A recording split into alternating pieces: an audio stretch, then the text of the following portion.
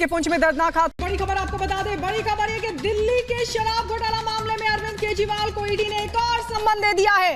ED ने अरविंद केजरीवाल को 9वां सम्मन भेजा है। 21 मार्च को पूछताछ के लिए बुलाया अरविंद केजरीवाल को एक बार फिर। आपको बता दें कि अब तक एक बार भी ईडी के सामने अरविंद केजरीवाल पेश नहीं हुए हैं और ईडी की तरफ से जो शिकायतें दर्ज करवाई गई थी, कोर्ट के सामने 2 शिकायतें दर्ज करवाई गई थी।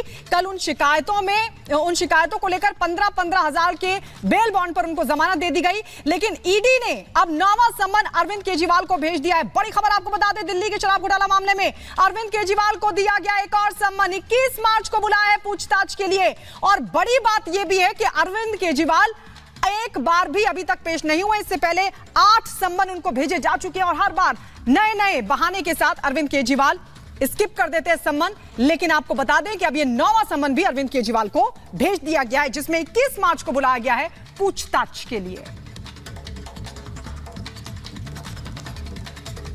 आपको बताएं कि 9वां सम्मन है ये अरविंद केजरीवाल को 21 मार्च को पेश होना है और बड़ी बात यह कि कल ही कोर्ट से राहत जो है वो अरविंद केजरीवाल को मिली थी, जब बेल यहां पर ग्रांट की गई थी कोर्ट की तरफ से 15-15 हजार रुपए के मुचलके को लेकर। और वहीं इसके बाद ईडी ने अब 9वां सम्मन उन्हें भेज दिया है और कहा है कि 21 मार्च को पेश हो। आपको बता दें कि पूछताछ दरअसल ईडी अरविंद केजरीवाल से करना चाहती है, जिसमें यह 9वां सम्मन किया गया है। अरविंद केजरीवाल इससे पहले 8 सम्मन जो है वो लगातार दरकिनार करते रहे। इसके बाद कोर्ट का रुख जो है वो किया जाता है और उसके बाद अब 9वां सम्मन यहां पर भेजा गया है। और आपको बता दें कि दिल्ली के मुख्यमंत्री अरविंद केजरीवाल को 9वीं बार यह समन जारी किया गया है। अब तक एक भी बार वे समन जारी होने पर ईडी के सामने पेश नहीं हुए और यही कारण है कि ईडी को 9वां समन जारी करना पड़ा है। यहां तक कि ईडी ने कोर्ट का दरवाजा भी खटखटाया। कोर्ट के जरिए दिल्ली के मुख्यमंत्री अरविंद केजरीवाल को पेश होने के लिए अब कहा गया, लेकिन वे कोर्ट पहुंचे और उन्हें जमानत मिल गई और अब यही कारण है कि ईडी को 9वां समन जारी करना पड़ा।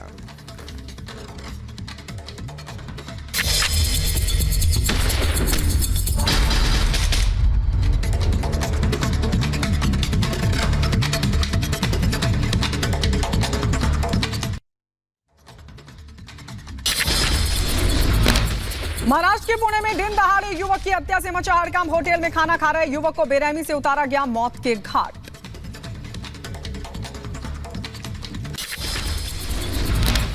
हत्या की पूरी वारदात सीसीटीवी में हुई कैद। पहले युवक के सिर में मारी गई गोली और फिर धारदार हथियारों से किया गया हमला।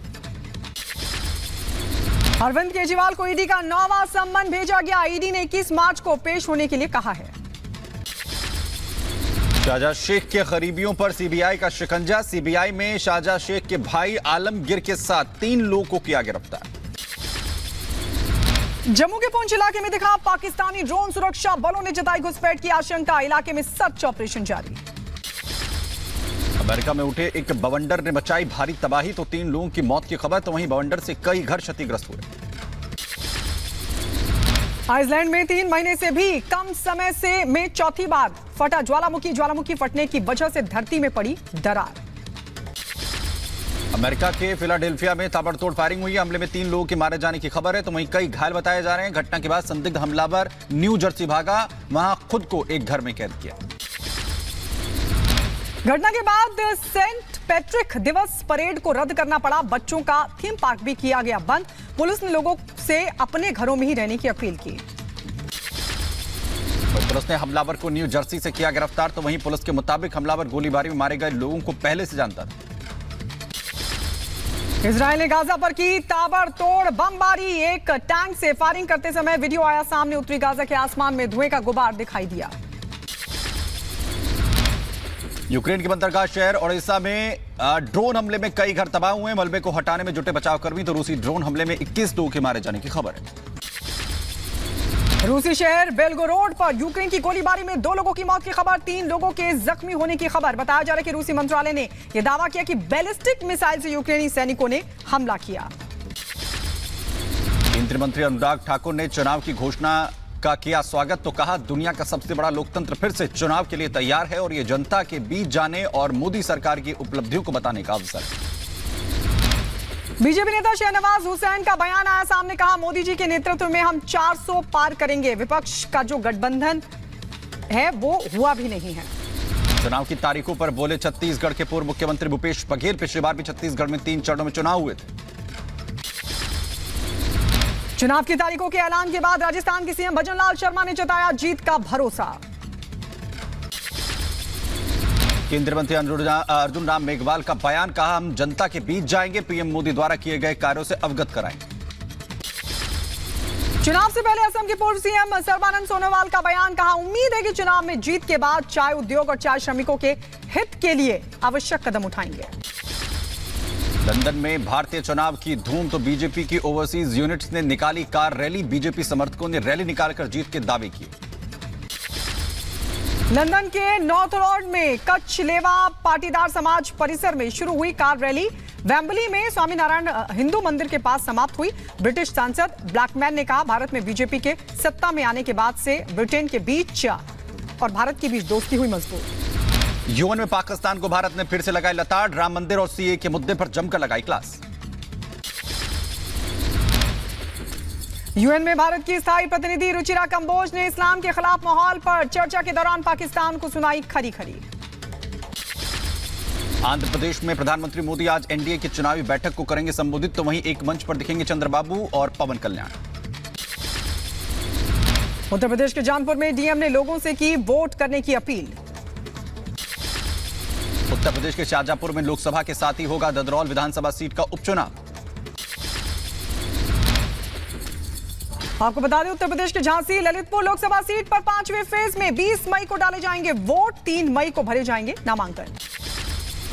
यूपी के बदायूं में लोकसभा चुनाव को लेकर तैयारियां तेज। डीएम मनोज कुमार और एसएसपी ने पोलिंग बूथ का किया निरीक्षण।